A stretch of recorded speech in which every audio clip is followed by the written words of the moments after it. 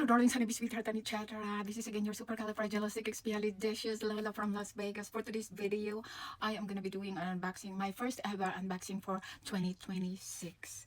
This is how it looks like. I'm so excited, and I wanted to order this in Germany. Unfortunately, my size is not available anymore, so I paid a lot more than if I had it in Germany. But yeah, so without further ado, let's do the unboxing. So hold on a second.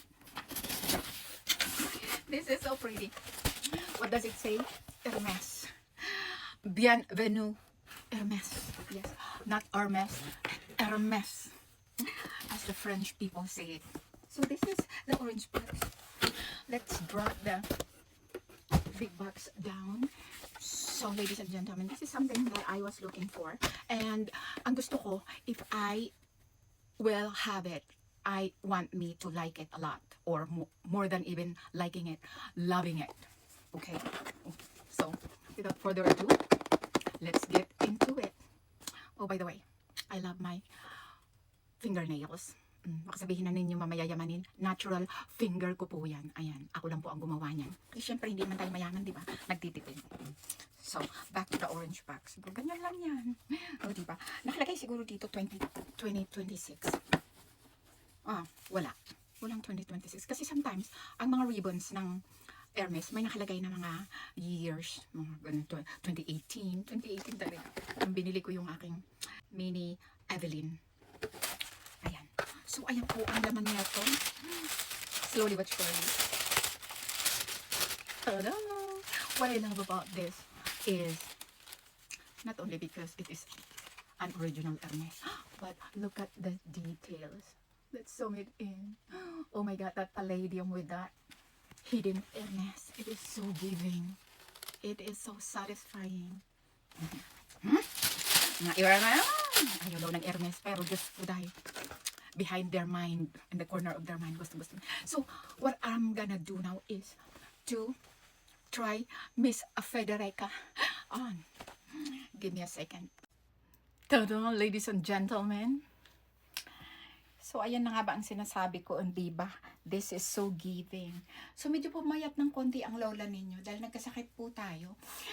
Kung nakikita ninyo, naka-makeup na po ako dahil may appointment tayo today. It is Saturday. Happy weekend, everyone. Ayan, magaling-galing na po ako. 90%. 10% na lang dahil paalis na tayo sa Germany next week. So, this is how it looks like. Ta-da! Diba? Gustong-gusto ko talaga sa kanya. It is simple but yet sexy and classy. Talking about classiness, you know.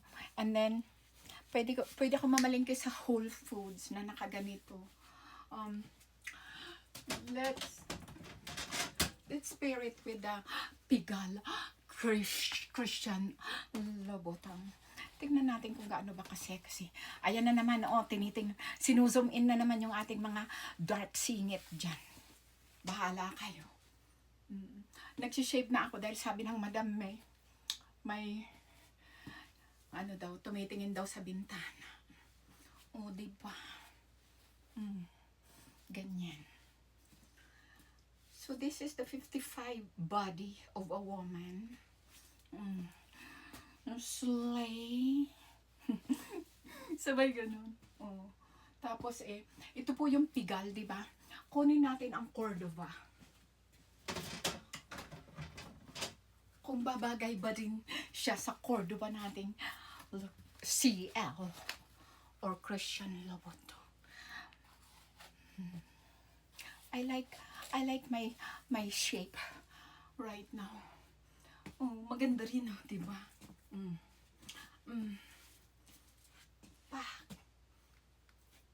Oh, diba? So, let's try the Kate Christian Louboutin. Oh, may mga pangalan po yan. Kasi yung mga iba, bibili-bili lang dahil hype. Oo, suriin ninyo kung ano ang binibili ninyo at ang pinaggastusan ng maraming pera ninyo dyan. So, ayan na po si Kate Christian Louboutin. Oh my God. This is not just classy and sexy, it is sophisticated. Diba? Pack. And then, meron pa tayong sporty Kate. Bakit hindi? Ito kasi maganda ang kulay niya. Ito po yung ating sporty Kate. Ayan. Oh, pwede rin. Daring, but who cares? So, ayan po. Ang ating Hermes swimwear na Frederic. O, diba? So, pwede natin siyang isuot na i-pair natin siya sa palda. Pwede ko siyang isuot na ano siya, kumbaga, yung formal. Oh, gravity. Masyadong ano, para sa akin, parang ano siya, too much. Pero, so sipigal ang ating isusuot. Ano? Oh my God. I tell you, this is elegant, pure, 100%. Hindi ho ba? O, diba? And then, i-pair natin ang ating Petit Mal Louis Vuitton trunk. Oh, sino ba ang mag-aakala na swimwear lang yan? Hindi ho ba? Pero tumataginting ang kanyang tatak. At ang tatak ko, gravity.